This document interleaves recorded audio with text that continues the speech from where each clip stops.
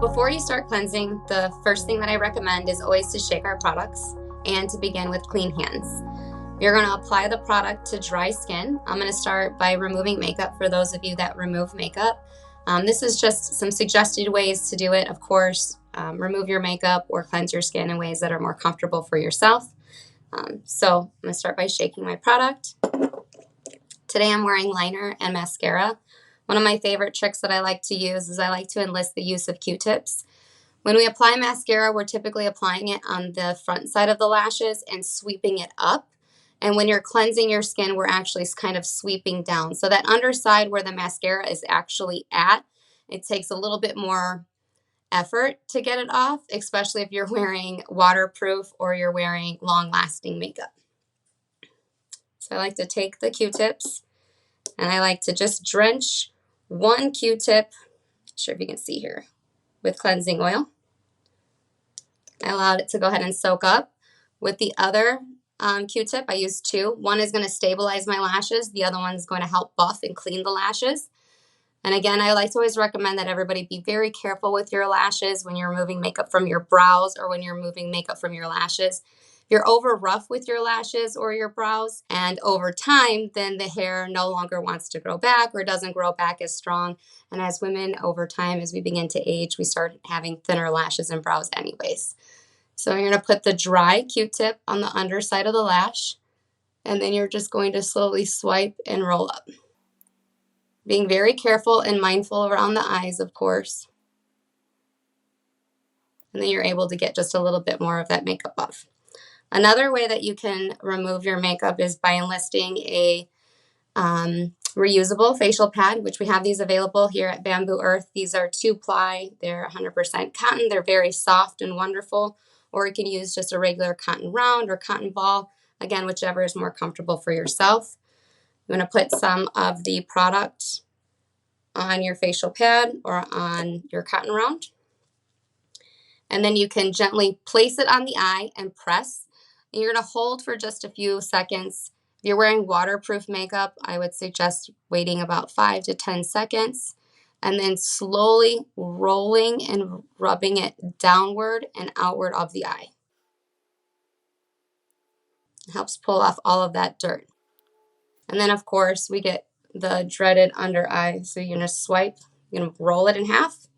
I call this the hamburger roll. Put your finger inside there and then just brace the eye. If you have more lost elasticity in the skin, brace the eye underneath the eye and gently swipe upward and out. Of course, being very mindful around the eye. We don't want to get any type of oil or product inside of the eye. Your eye will begin to flush in water. Same thing with the brow. Go ahead and press. Allow that oil and the heat from your skin and the oil to go ahead and break down some of that makeup. And then gently swipe and wipe off. There you go. I like to do the same thing for the lips. Again, you can enlist the use of Q-tips in. If you're wearing more pigmented lipsticks, or if you're wearing matte or something that's long lasting, especially if it's red, when we begin to move it, it smears and goes all over the face and gets the face a little bit more dirty than it is more clean. So again, another way that you can do it is by the Q-tips. This helps stop making sure that you're going to get any oil too deeply into the mouth for you to eat it. I would like to brace the lip, and you're just rubbing and pulling it off. You can also do that with the cotton round again. And you're going to just hold and press onto the skin. Now, for those of you that don't wear makeup, or if now you just have the base part of your makeup on, again, always starting with clean hands. You're going to take your makeup dirt and cleansing oil and place it into your non-dominant hand. You could also apply it directly to the skin. However, I do want to give a caution that this pipette here, not to touch that with your hand or touch it to your skin. You want to avoid cross-contamination. We usually recommend about a quarter size amount in your hand. And then I like to warm it. Spread it all over the hands. And then you're going to place it all over the skin. Don't forget your throat and on your décolleté. These are often overlooked areas. And this is often the places that we see premature aging begin. If you need to apply more oil at any time, please do so. You want to make sure that you're able to gently and glide across the skin without any tugging or pulling. You want to actually be able to make sure that you have some slip air coming off the skin. And then you'll just work it into the skin just as you would any other face cleanser. Just massaging in upward and outward motions, making sure to get into those areas that you may have some congestion at, or you may have some excess oil in. Again, the makeup dirt and cleansing oil breaks down not just makeup, it's also going to break down sunscreen or other impurities that you come in contact with during the day. I like to pay extra attention here to the lip line, especially if you wear lipsticks or lip glosses. We tend to get those clogged pores, and it makes it harder for us to get that nice crisp line if you do wear like lip liner or lipsticks. Being very gentle in the eye area. Of course, you want to go around the eye, soft and smooth and outward motions. If you have some elasticity in the skin or a loss of collagen already, brace the skin in any of those areas. You just want to make sure you don't no pulling, no tugging on the skin.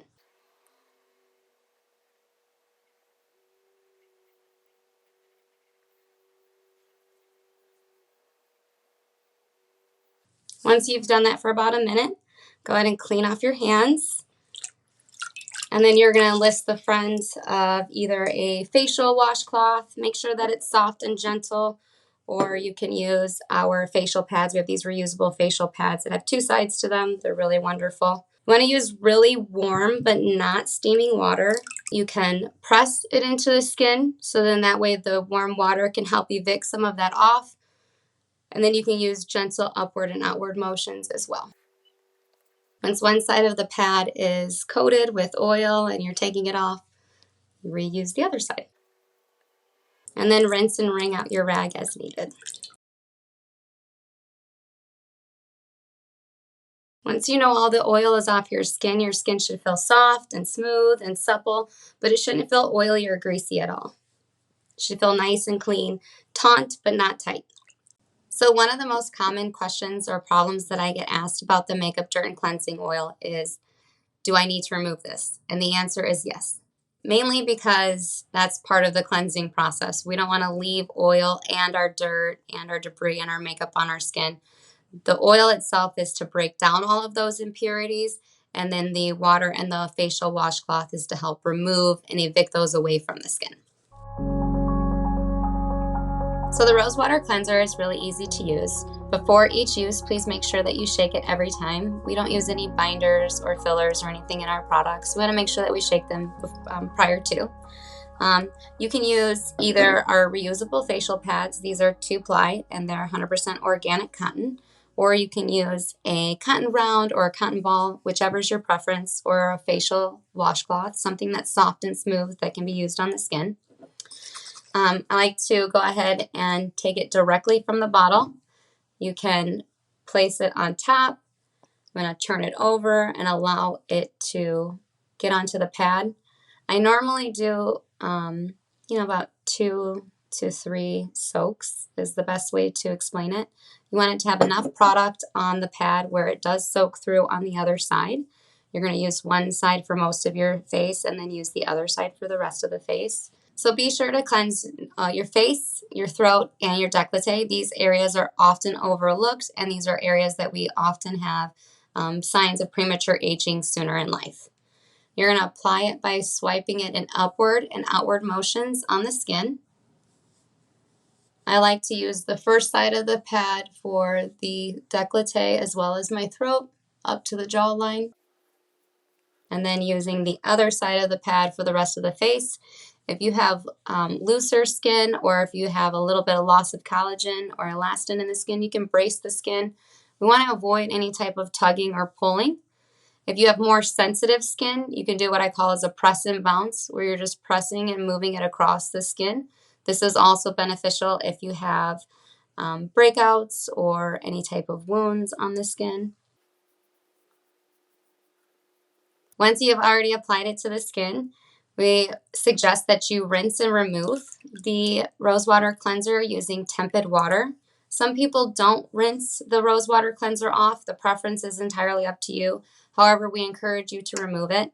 One of the reasons why we suggest that you remove the Rosewater Cleanser is so then that way it's prepped and ready to go for the next step, and you don't leave any film or residue on the skin.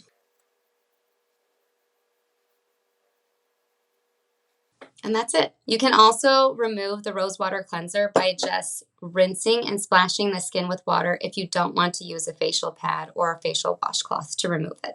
So some of the common problems that we hear about the Rosewater Cleanser is, do I actually need to remove this?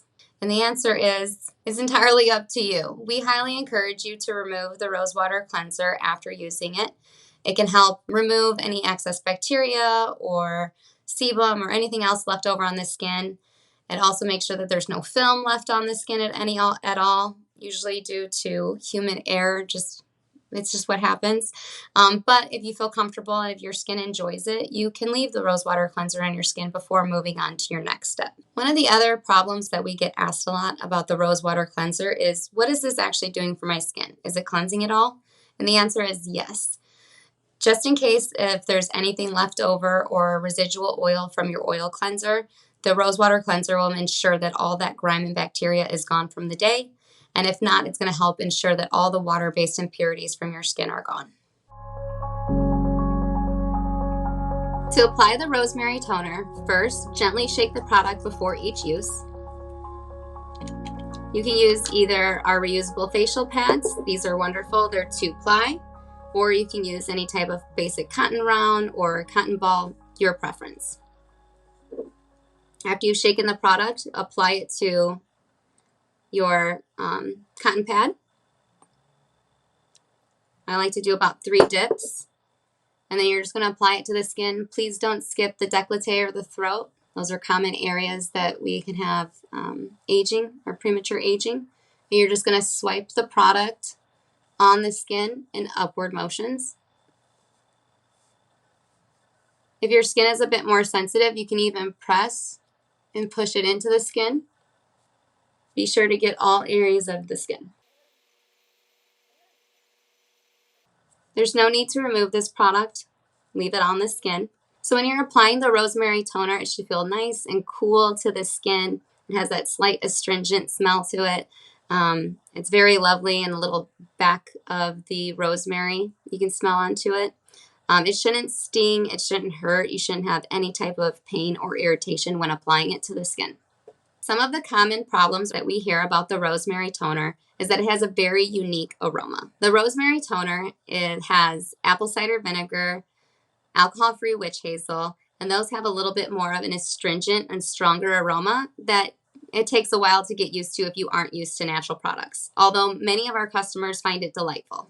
The Rosemary Toner shouldn't have any sensations on the skin. If you do feel tingling, it may mean that your skin barrier is compromised, so please reach out to us. We're happy to help. Another common problem we hear about the Rosemary Toner is, should we rinse this off? And the answer is no. Allow the product to dry naturally to the skin before moving on to the next step in your routine. The Rosemary Toner sometimes can be cloudy, and there's no need to worry. It has raw, organic apple cider vinegar in it, and those little wispies and the cloudiness is what we call the mother. It's actually the host, and it has all of those great enzymes that make this product so wonderful for your skin. It's very easy to use the Intense Hydration Facial Mist. Make sure you gently shake prior to each application, and then you're just going to mist your skin. Don't skip out on your décolleté and your throat, and 3 to 5 mist is pretty good to get all over most areas. If you have dehydrated skin, we suggest that you saturate the skin before applying your moisturizer. And then once you have the mist on, immediately follow with your favorite serum and your moisturizer. Some of the common problems we hear about the Intense Hydration Facial Mist is, how much do I use? And we suggest that you use 3 to 5 mists. Please don't skip your décolleté or your throat. If you have more dehydrated skin, then we suggest saturating your skin, so you may need some more mist and then follow immediately with your serum or your moisturizer.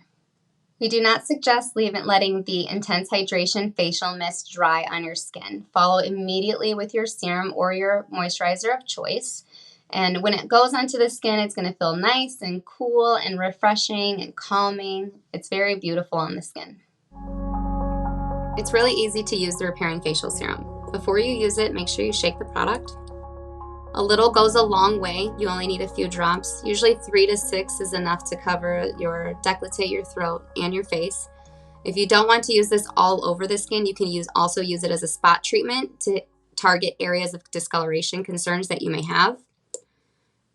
To do that, I would just suggest using a single drop at a time. Be sure not to touch the pipette. We don't want to have any type of cross-contamination. I like to warm and emulsify the product and then gently place it and rub it into those areas of where you may have some types of discoloration concerns. For others that want to apply it all over the skin, I suggest applying 3 to 6 drops in a non-dominant hand. Warm and emulsify the product. And then gently press and place the product into your skin. If you have dehydrated skin, I suggest applying the repairing facial serum to damp skin. If your skin is more dry, then I suggest applying it neatly to the skin, so directly to the skin. You can use gentle pressing motions, or you can do long swipes and upward and outward motions.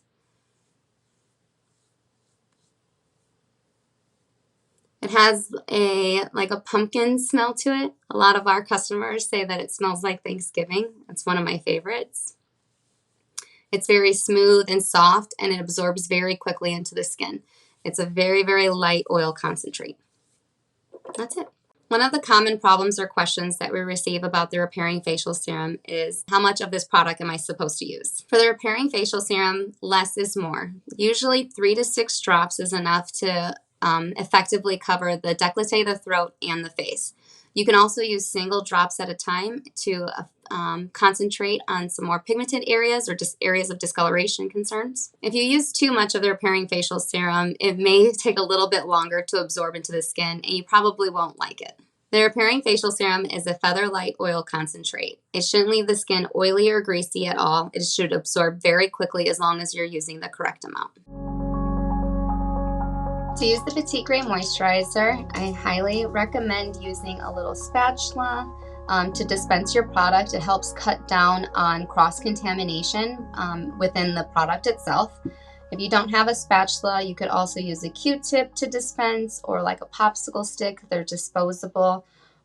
Or these little spatulas or other spatulas are pretty easy to find at a local drugstore. Before you apply your Petitgrain Moisturizer, mist your skin with the Intense Hydration Facial Mist or filtered water. Don't skip on the décolleté or the throat. I have dehydrated skin, so I'm going to saturate my skin very well with the hydration mist. And then a little goes a very long way. It's a creamy, buttery product. Once you have the product, emulsify the product to warm it up, and it helps bring it to room temperature and melt it, and then press it into the skin. And then you can continue just applying it and massaging into the skin with upward and outward strokes. It's a little bit of a heavier moisturizer, so you may need to massage it into the skin a little bit deeper. If you use too much, not a big deal. Come back in with the mist, give yourself another mist, and then continue working it into the... That's it. Some of the common problems we hear about the Petitgrain Moisturizer is how heavy it feels and the texture. So the Petitgrain Moisturizer, its texture is very creamy, and it's very rich and silky. It has a great earthy, nutty with warm smoke and bright citrus scent to it. On the skin, it can feel it's a heavier moisturizer, so a little goes a long way. You need to emulsify the product to warm it, and that gets it to be more of a liquid. It helps spread its spreadability on the skin. It also helps absorb into the skin. A little goes a very long way with this product. So the Petitgrain Moisturizer, it's a waterless moisturizer. It's oil-based. It has raw, organic, and unrefined, ethically sourced shea butter, sweet almond oil, and Petitgrain essential oil. During transition, the product could melt while it's being shipped to you. And if that happens, it's okay. Your product is still good, we promise. You'll just have to remelt the product down so the way every single last bead is melted down, and then pop it in the refrigerator, and it should restore itself to its creamy, rich, silky feeling. So if you're new to natural products, the aroma of the Petitgrain Moisturizer may smell a little different to you. It's very earthy and kind of nutty. It has a smoky and a warm, bright citrus aroma to it. Most of our customers sincerely enjoy the aroma of the Petitgrain Moisturizer. However, if you don't, it has really wonderful skin nourishing benefits, and we hope that you'll continue to use the product, and over time you may also really enjoy the smell of this product as well. At Bamboo Earth, any essential oil that we use in our product, it's there for its skin nourishing benefits and not for its scent alone. So we don't add any additional fragrances or essential oils to mask or cover any scents.